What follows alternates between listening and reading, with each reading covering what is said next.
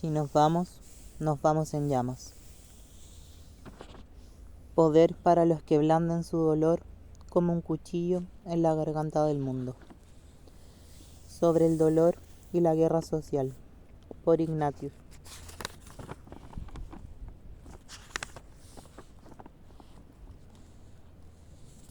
Prólogo. Un dolor en común, por Amapola Fuentes. Este es un texto breve, y más que solo político. Es profundamente emocional.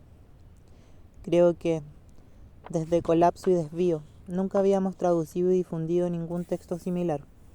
Y es extraño, porque es un texto que nos enfrenta con afecciones, tristezas y padeceres, que todos quienes decidimos tomar una forma de vida revolucionaria y contestataria hemos sentido. Si es algo tan colectivo y tan común, ¿cómo es que no solemos hablar de esto? El mundo es un territorio hostil, plagado de injusticias, desigualdades de clase, etnia, género, especie. Es un territorio que tiene configurada la violencia ofensiva en las calles, de la mano con distintos dispositivos que operan 24/7 para reprimirnos y deprimirnos. Y, sin embargo, nos autoexigimos resistencia y aguante, ocultando las profundas heridas internas que llevamos por soportar, lo que es vivir en un régimen terrorífico. Este texto es una invitación a sacarse la máscara de resiliencia y fortalezas hegemónicas. Invita a encontrar en el dolor no solo un espacio colectivo, sino un espacio de otra forma de fortaleza, una que lleva a negar esta subvida y tomar cualquier vía para hacer efectiva esa negación, para transmutarla en una praxis radical. Llevamos décadas aguantando en silencio, llorando en secreto, lidiando con ideas e ideaciones suicidas, que son resultado de un capitalismo que nos va devorando física y emocionalmente en su movimiento autófago. Décadas de ver cómo desde nuestra pasividad somos insuficientes. Pero no lo somos. Permitámonos el espacio para convertir de nuestro dolor un lugar en común, que trastoque nuestras individualidades y nos entregue instantes de lúcida compañía desde este desamparo. Debemos sollozar solos, juntos. Debemos gemir solos, juntos. Debemos golpear solos, juntos. Debemos luchar solos, juntos. Debemos arder solos, juntos. Si nos vamos en llamas. Nos posiciona desde ese lugar en el que le damos cara a nuestra penumbra, que nunca es solo nuestra. Y, de alguna manera, cala hondo. Cada párrafo de este texto, aunque breve, es casi una clarividencia del estado mental, psíquico y afectivo en el que nos encontramos. Puedes leerlo y sentirte plenamente identificado. Desde ese sentir, ya se hace realidad el enunciado del texto. Nos duele a solas, pero nos encontramos en este dolor. Esperamos que, si nos vamos en llamas, pueda ser un espacio de descanso y de sanación. Una lectura generosa, afectuosa, cálida y tierna en tiempos en donde nada de esto parece encontrarse fácilmente. Bueno, su autor quiso compartirlo y nosotros con ustedes. Podemos hacer más que solo sobrevivir cuando aceptamos que no podemos resistir más. No solos. 1. Salir a respirar. Si te doy el cuchillo, me tallarías branquias para que por fin pueda respirar en este lodo salobre. Es principios de diciembre de 2024. Todo lo que he escrito el último año ha comenzado con las mismas notas contextuales. Nombro el mes actual y afirmo que Israel sigue ejerciendo una violencia genocida contra el pueblo palestino, con el apoyo ilimitado de Estados Unidos. Afirmo que la policía sigue asesinando impunemente a jóvenes y ancianos en los jardines de las casas y en las cocinas, en las estaciones de metro y en los complejos de departamentos. Afirmo que nuestro mundo está dominado y construido sobre los horrores de la antinegritud, el colonialismo, el cis heteropatriarcado y tantos otros pilares de la violencia opresiva. Afirmo que hay que pagar el alquiler y que hace un frío del carajo. Nada ha cambiado. Todo esto sigue siendo la realidad en la que existimos. Cada pieza que escribo se inspira en algún impulso interno para comunicar algo significativo, desde dentro del abismo del deseo desesperado de algo que no sea lo que es, al que he llamado hogar desde que tengo uso de razón. Pero esta pieza sale de mis venas con un poco más de dolor personal, por lo que expondré algunos hechos más del momento presente. Hace 3 semanas me comunicaron la muerte de un viejo amigo, la tercera en otros tantos inviernos. Amigo no es exactamente la palabra adecuada, pero es más fácil de decir que la persona con la que estuve en la calle durante algunos años en situaciones increíblemente estresantes, pero con la que nunca tuve tiempo de salir. Así que solo diré amigo. Hacía por lo menos 2 años que no pensaba en ellos y ahora me despierto cada mañana desde un sofá o una cama diferente, evocando algún recuerdo perdido en el tiempo. Cada recuerdo parece desenterrar alguna pena más profunda, apenas conectada, que había permanecido latente durante mucho tiempo.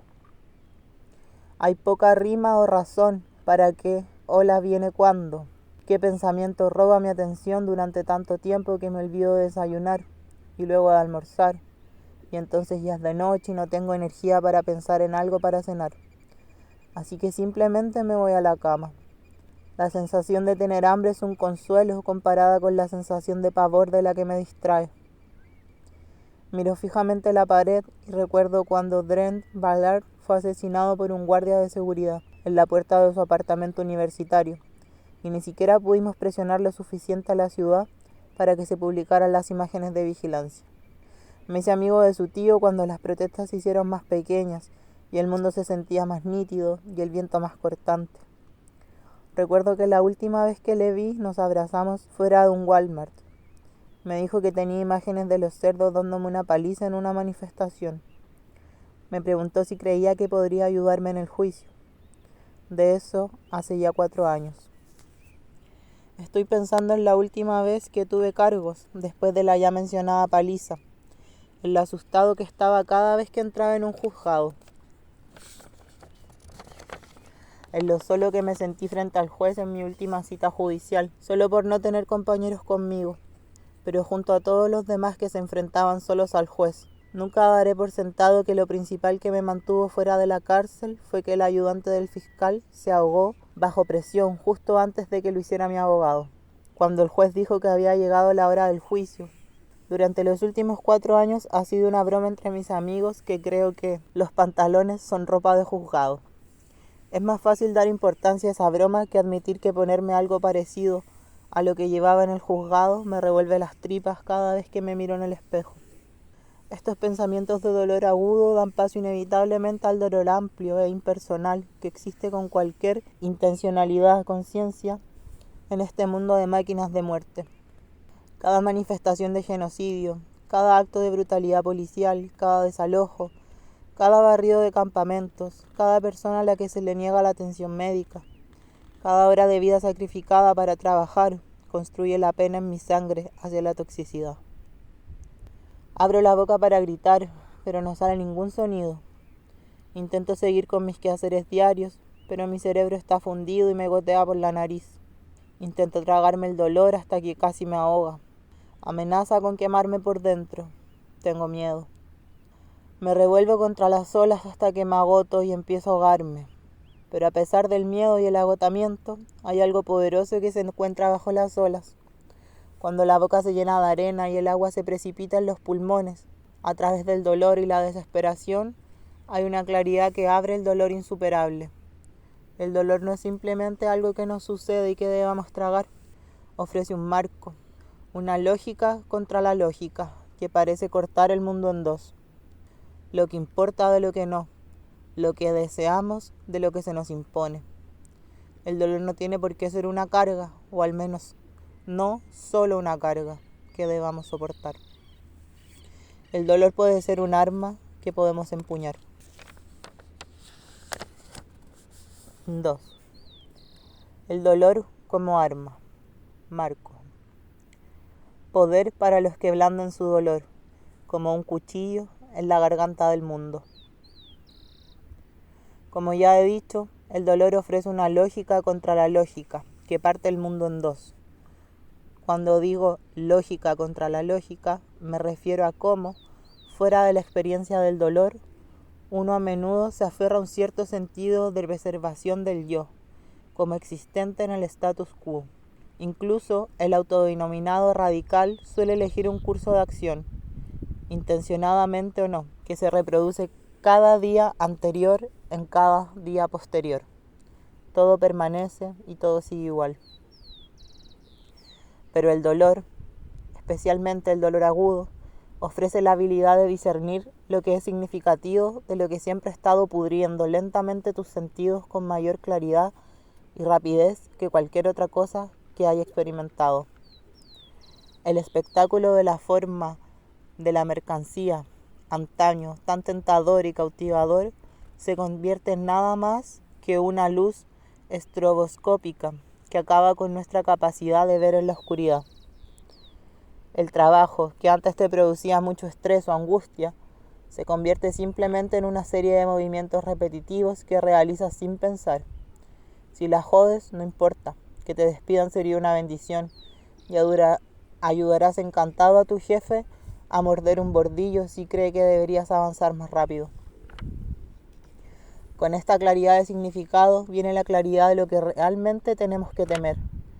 Los grandes temores empiezan a dominar el día a día. Si le grito a mi jefe, me pueden despedir. Se sustituye por: si malgasto mi vida en este trabajo, moriré odiándome a mí mismo.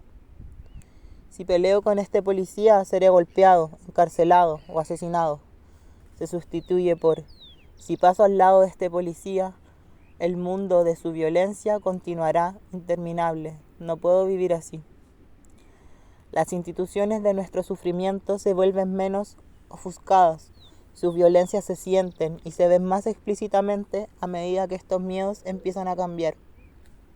Cuando nos permitimos cuestionar no solo lo que es, sino por qué es, resulta imposible no ver el cruel sinsentido de gran parte de nuestro sufrimiento. Es imposible no reconocer que no tiene por qué ser como es. Junto con ese desplazamiento de los miedos, el dolor tiene una forma de distorsionar el tiempo lineal. Los segundos tardan años en pasar y sientes como si pudieras contar cada célula de tu cuerpo. Los días se miden en latidos y vacíos caídos o evitados por los pelos. Resulta casi imposible determinar el orden de los acontecimientos y el tiempo que transcurre entre ellos. Recuerdos de hace décadas se abren paso en tu cráneo con toda intensidad de las emociones vividas. Conduces con el piloto automático hasta la casa en la que hace años que no vive un amigo, porque olvidaste que se había ido de la ciudad. Por muy desorientadoras que sean estas experiencias, también obligan a cuestionarse la realidad. Somos forzados a mirar más de cerca todo lo que nos rodea y a cuestionar lo que significa que algo sea real. Y si lo que es real es lo que produjo nuestro dolor y sufrimiento en primer lugar, ¿acaso no podríamos sustituir esa realidad por otra diseñada por nosotros mismos? Así que, a medida que nos inclinamos hacia el dolor, nuestra disposición a cuestionar la necesidad de esta realidad presente cambia. Nuestros miedos cambian, y con ellos también pueden hacerlo nuestras prioridades.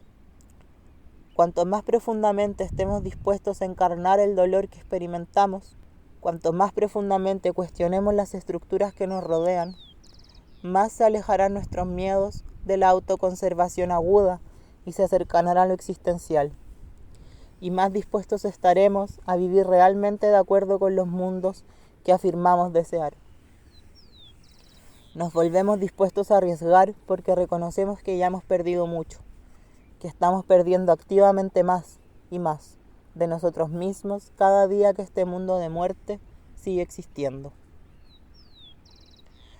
Esto se ve más claramente en la vigilia convertida en disturbio.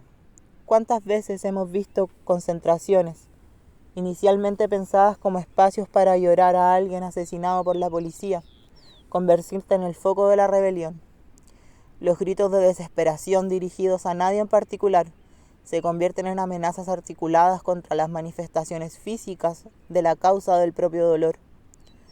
Manos arriba, no disparen, se convierte en que os jodan, nosotros respondemos disparando. Cuando uno se da cuenta de que lo único que se espera de él y de sus seres queridos es que sufra y muera, de que este mundo está construido intencionalmente sobre ese hecho, el dolor de esa comprensión se manifiesta en ladrillos que golpean los parabrisas de los coches patrulla, bates de béisbol que golpean las ventanas de las cárceles, adoquines que golpean la línea antidisturbios y casquillos que golpean la calle. La lógica de la autoconservación se pone patas arriba. Para muchos no hay un yo que merezca la pena preservar en un mundo en el que ese yo se define por la capacidad de uno para servir a la máquina del capitalismo racial. Si vivir en el mundo existente es vivir al servicio de esa máquina, entonces el único camino hacia una vida que merezca la pena es destruir ese mundo por cualquier medio necesario, o morir en el intento. Para encarnar plenamente nuestro dolor, debemos estar dispuestos a inclinarnos hacia esta lógica contra la lógica, abrazar el crudo deseo de rechazar todo lo que nos rodea y forzar en las esferas pública y comercial el sufrimiento que se nos enseña a soportar en privado. Debemos obligar a esas esferas a soportar colectivamente el peso del dolor que nos hemos visto obligados a soportar individualmente. Pero, ¿qué hace falta para encarnar plenamente en nuestro dolor? En lugar de reprimirlo en un esfuerzo por dar prioridad a nuestro funcionamiento en una sociedad que ya nos estaba matando. 3. Dolor y guerra social. Hasta aquí todo bien. Hasta aquí todo bien. Hasta aquí todo bien. La conclusión lógica del dolor vivido en toda su extensión es la guerra social, el rechazo de lo existente en su totalidad como forma de vida cotidiana. No hay expresión más genuina del dolor que exigir que el mundo que te rodea se derrumbe y tiemble con tu respiración dolorida y tus gritos desesperados. Negar la realidad tal y como te dicen que la aceptes y forzar tus propias formas deseadas de relacionarte con el mundo como reemplazo. La guerra social es el dolor, experimentado individualmente, exteriorizado públicamente, de tal forma que se hace posible una experiencia colectiva del dolor. La vigilia se convierte en disturbio. Los que gritan de angustia se convierten en los que gritan de rabia. Los que lloran ante el féretro se convierten en los que luchan en la barricada. Aquellos a los que se impone el sufrimiento como consecuencia del funcionamiento del mundo existente devuelven ese sufrimiento a este mundo con fines destructivos. Pero el dolor agudo solo puede mantener esa posición durante un tiempo. A medida que las olas de la emoción alcanzan su cresta y vuelven a descender hacia una línea de base preexistente, también puede descender la voluntad de rechazar este mundo. La mayoría de la gente solo se permite encarnar el dolor cuando las circunstancias le empujan más allá de lo que su racionalidad es capaz de mantener. Un padre que pierda a su hijo, un amante que pierda a su pareja, un amigo que pierda a su camarada, por nombrar algunas de esas circunstancias. Para quienes deseamos que la guerra social se expanda, se sostenga y llegue más lejos en cada momento insurreccional, debemos encontrar formas de abrir espacio y cultivar la voluntad de inclinarnos hacia el dolor, con intención. Debemos cultivar un antagonismo generalizado. Para aprovechar más fácilmente nuestro dolor, con el fin de infligir golpes significativos a las estructuras que lo causaron, debemos ser capaces de articular las causas de este dolor y sufrimiento. Debemos ser capaces de nombrar a nuestros enemigos y analizar explícitamente el sufrimiento que nos causan. Articular de forma precisa y significativa cómo experimentamos el mundo y cómo podemos afectarlo es mucho más fácil de decir que de hacer y requiere una práctica constante. Requiere estar dispuesto a soportar la incomodidad de la inseguridad y la incertidumbre. Requiere espacio para hablar honesta y abiertamente con otras personas que estén dispuestas a hablar con sinceridad, sin poses ni proyecciones de prepotencia. Debemos darnos mutuamente la confianza para hablar definitivamente sobre cómo experimentamos el mundo individualmente, al tiempo que fomentamos la humildad para reconocer que nuestra experiencia es limitada e inherentemente subjetiva. Debemos hablar con seriedad y definitivamente sobre cómo nos está matando este mundo, pero debemos hacerlo con cuidado. Cuanto más capaces seamos de articular las causas de nuestro sufrimiento y el dolor que se deriva de ellas, mejor preparados estaremos para actuar contra las máquinas de la muerte. Nos hacemos más conscientes de su presencia en nuestra vida cotidiana y de cómo ésta sirve para reproducirlas. Nos volvemos más conscientes de qué acciones pueden realmente socavar las máquinas y su reproducción, tanto en el contexto de actos clandestinos como, lo que es más importante, como posicionamientos cotidianos. Nuestro dolor se convierte en un recurso al que recurrir para recordarnos a nosotros mismos por qué decimos que se joda la policía, siempre y donde quiera que la policía haga acto de presencia. Nos recordamos a nosotros mismos que vivir atados a una lógica de autoconservación es vivir en la muerte, que para vivir de verdad debemos luchar por la vida y no por la mera supervivencia.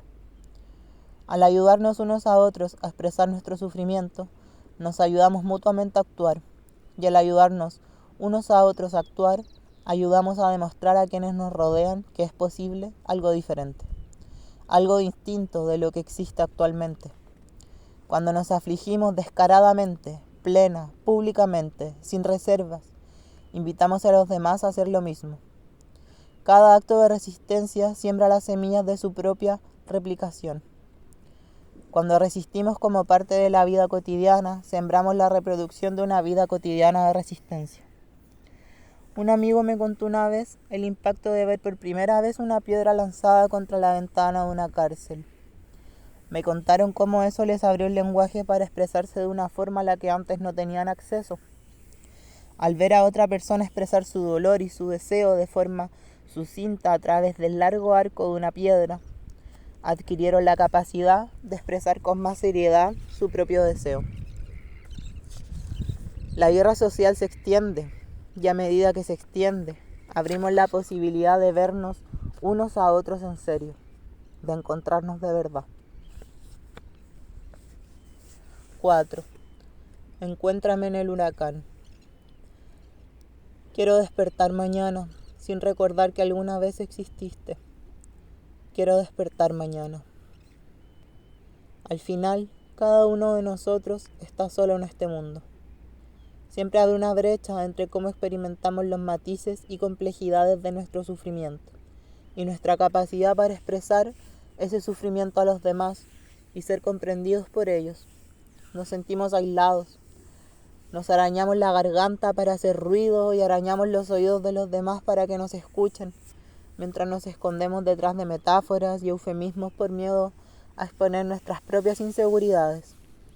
En un mundo tan cruel, construido tan intencionadamente sobre el sufrimiento de los vulnerables y marginados, la decisión lógica es separarnos y disociarnos, endurecernos ante cualquier cosa que pueda hacernos vulnerables.